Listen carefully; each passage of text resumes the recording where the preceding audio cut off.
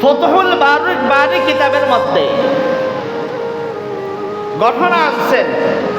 ফাতিমা বিনতে আব্দুল্লাহ নামে এক মহিলা ছিল।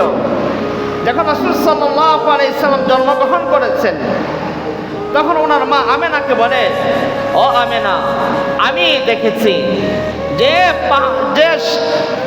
আকাশে যে তারকা পুঞ্জি যেগুলি আছে, পুরা তারকা পুঞ্জিগুলি দেখেছি যে এই মক্কার আরব ভূমির মধ্যে তারা একবারে নতশির হয়ে আছে, যে তারা ইতিহাসের কিতাবের মধ্যে পাওয়া যায়। এর দ্বারা বোঝানো হয়েছে রাসূল সাল্লাল্লাহু আলাইহি সাল্লাম যখন জন্মগ্রহণ করেছেন, তারা রাসূল সাল্লাল্লাহু আলাইহি সাল্লাম আনন্দে তারা সালাম জানিয়েছেন যে পুরা তারকাপুঞ্জি যাহা আছে, পুরা তারকাপুঞ্জি আরব বিশ্ব দিকে, আরবের দিকে ঝুঁকে মানে যারা রাসূল সাল্লাল্লাহু আলাইহি সাল্লামের, তারা আল্লাহর রাসূলকে তারা সালাম জানিয়েছেন। আল্লাহ রাসূলের জন্মে তারা খুশি আনন্দ হয়ে আল্লাহ তাআলা এই ব্যবস্থা আল্লাহ তাআলা করে দিয়েছেন।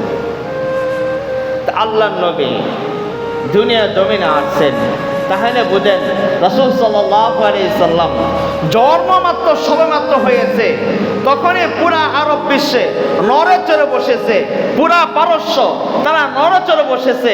আল্লাহ তাআলা সাথে সাথে আল্লাহ তাআলা দেখাই দিয়েছেন যে রাসূল সাল্লাল্লাহু আলাইহি সাল্লাম যখন দুনিয়াতে তাশরীফ এনেছেন, ওনার থেকে একটা আলো বের হয়েছে। এই আলোটা সিরিয়ার এক পাহাড়ের মধ্যে গিয়ে পুরা ওনার মা বলে যে মুহাম্মদ সাল্লাল্লাহু আলাইহি সাল্লাম যখন জন্মগ্রহণ করেছেন, তার থেকে একটা আলো বাহির হয়েছে। আমি স্পষ্ট দেখতে পেরেছি সিরিয়ার যত পাহাড় আছে, ওই পাহাড়ের মধ্যে তার আলোটা একবার ধাক্কা লেগেছে।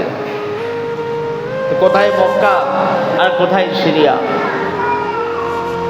আল্লাহ তাআলা আল্লাহ রাসূলকে এই দুনিয়ার জমিনে পাঠাইছেন, পুরা শিরক বেদাত কুসংস্কার যাহা আছে সব কিছু কবর রচনা করে আল্লাহ তাআলা তাওহীদ এবং একত্ববাদকে দুনিয়ার জন্য প্রতিষ্ঠিত করার জন্য।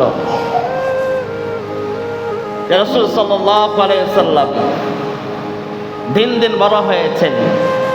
রাসূল সাল্লাল্লাহু আলাইহি ওয়াসাল্লাম যে দুনিয়ার জমিনে তাশরীফ এনেছেন, যে দিন দিন বড় হয়েছেন, রাসূল থেকে আল্লাহ তাআলা অলৌকিক মুজিজা আল্লাহ তাআলা দেখাইতেছেন যে আল্লাহ তাআলা রাসূল, আল্লাহ তাআলা আমাদেরকে এমন নবীর উম্মত আল্লাহ তাআলা আমাকে আপনাকে বানাইছেন। কিন্তু আল্লাহ নবী এমন এক শ্রেষ্ঠ নবীর উম্মত আল্লাহ তাআলা আমাদেরকে বানাইছেন যে শ্রেষ্ঠ নবীর শ্রেষ্ঠ উম্মত হিসাবে আল্লাহ তাআলা আমাদেরকে দুনিয়ার জমিনে আল্লাহ তাআলা বানিয়েছেন। কিন্তু ওই নবীর শ্রেষ্ঠ উম্মত হইয়া আমাদের শ্রেষ্ঠত্ব থেকে আমরা ধরে রাখতে পেরেছি? পারি নাই। যে আমাদের নবীকে আল্লাহ তাআলা সর্বপ্রথম সৃষ্টি করেছেন আর দুনিয়া জমিনে পাঠাইছেন সবার পরে। আমাদের নবীকে আল্লাহ তাআলা প্রথম সৃষ্টি করেছেন আর পাঠিয়েছেন দুনিয়ার জমিনে সবার পরে। যে আমাদেরকে আল্লাহ তাআলা দুনিয়ার জমিনে সবার পরে পাঠিয়েছেন, কিন্তু এই নবীর উম্মতকে আল্লাহ তাআলা অন্যান্য নবীদের উম্মতের সাক্ষ্যদান হিসাবে, সাক্ষ্যদাতা হিসাবে সাক্ষী দেবে এই নবীর উম্মত। এই জন্য আল্লাহ তাআলা এই নবীর উম্মতকে আল্লাহ তাআলা সৃষ্টি করেছেন। তাইলে বোঝেন যে আল্লাহ তাআলা কোন নবীর উম্মত আল্লাহ তাআলা আমাকে আপনাকে বানাইছেন।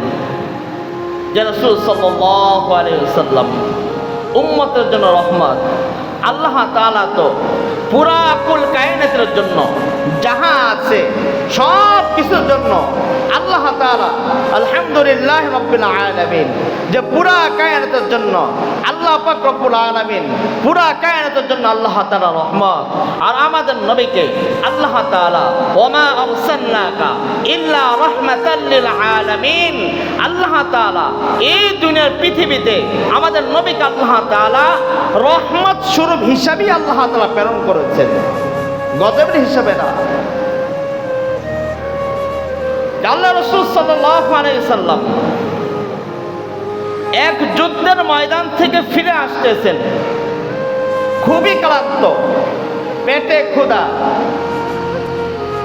সাহাবায়ে কেরাম ক্লান্ত। আল্লাহ রাসূল সাল্লাল্লাহু আলাইহি ওয়াসাল্লাম সাহাবায়ে কেরামদেরকে বললেন, ও আমার সাহাবায়ে কেরাম, তোমাদের মাঝে কোনো খানা আছে কি? বলছে, ইয়া রাসূলুল্লাহ, আমাদের কারোর কাছে খানা নাই। এক সাহাবী বলতেছেন, ইয়া রাসূলুল্লাহ, সামনে আমার এক আত্মীয় বাড়ি আছে, যে আমরা ওই আত্মীয়ের বাড়িতে আমরা তাশরিফ নেব। রাসূল সাল্লাল্লাহু আলাইহি ওয়াসাল্লাম ঠিক আছে চলো। যখন আত্মীয়ের বাড়িতে আসলেন, রাসূল সাল্লাল্লাহু আলাইহি সাল্লাম সহ সাহাবায়ে কেরাম তার বাড়িতে গেলেন, কিন্তু তার যে আত্মীয় আছে শুধু রাসূল সাল্লাল্লাহু সালাম দিয়ে মুসাফাতে চলে গেলেন, কিন্তু রাসূল সাল্লাল্লাহু আলাইহি ক্ষুধার্ত, সাহাবায়ে কেরাম ক্ষুধার্ত, কিন্তু সময় যাইতেছে কিন্তু কোনো খোঁজ খবরও নিচ্ছে না যে রাসূল খাইছে কিনা, সাহাবায়ে কেরাম খাইছে কিনা, এইরকম তদারকি তার মাঝে নাই। কিন্তু সাহাবায়ে কেরাম বলতেছে হাই যে সময় গেল রাসূল খোঁজ খবর সে নিল না।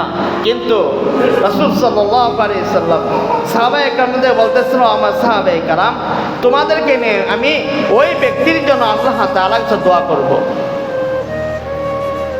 এখন সাহাবায়ে কেরাম বলতেছে হয়তো রাসূলকে সে তো কষ্ট দিয়েছে, তার বাড়িতে মেহমান হিসাবে আসছে, কোনো খানা পিনা ব্যবস্থা করে নাই, হয়তো রাসূল বদদোয়া করবে। কিন্তু আল্লাহ তাআলার নবী আল্লাহ তাআলার কাছে হাত উঠে বলছে ও প্রভু আমার, যে ব্যক্তি ওই ব্যক্তিকে তুমি নেক হায়াত দান করো। তার জন্য দোয়া করছে কি যে তার জন্য তুমি নেক হায়াতের ব্যবস্থা করো, উত্তম জিন্দেগি তাকে দান করো। এখন সাহাবায়ে কেরাম আর কি দোয়া করলেন? রাসূল সাল্লাল্লাহু আলাইহি সাল্লাম সাহাবায়ে কেরাম চলো সামনের দিকে। তাই এক সাহাবী বলতেছেন ইয়া রাসূলুল্লাহ সামনে আমার এক মহিলা, আমার আত্মীয় আছে মহিলা, দিকে আমরা তার বাড়িতে যাই, সে মেহমানদারি আমাদেরকে করাই কিনা। তো ওই মহিলার বাড়িতে যখন রাসূল সহ সাহাবায়ে কেরাম গেলেন, যে অনেক মানুষ মহিলা ঘর থেকে আওয়াজ পাইতেছেন, অনেক মানুষের আওয়াজ, মহিলা ঘর থেকে বেরিয়ে আসলেন, যে দেখতেছে অনেক মানুষ দাঁড়িয়ে আছে, তার মধ্যে এক ব্যক্তি দাঁড়িয়ে আছে, যে ব্যক্তির চেহারাটা হলো পূর্ণিমার চন্দ্রের চাইতে 1000 গুণ বেশি সুন্দর এক ব্যক্তি সাহাবায়ে কেরামের মাঝে দাঁড়িয়ে আছেন। তিনি হলেন আমাদের নবী সাইয়্যিদুল মুরসালিন রাসূল সাল্লাল্লাহু আলাইহি ওয়াসাল্লাম।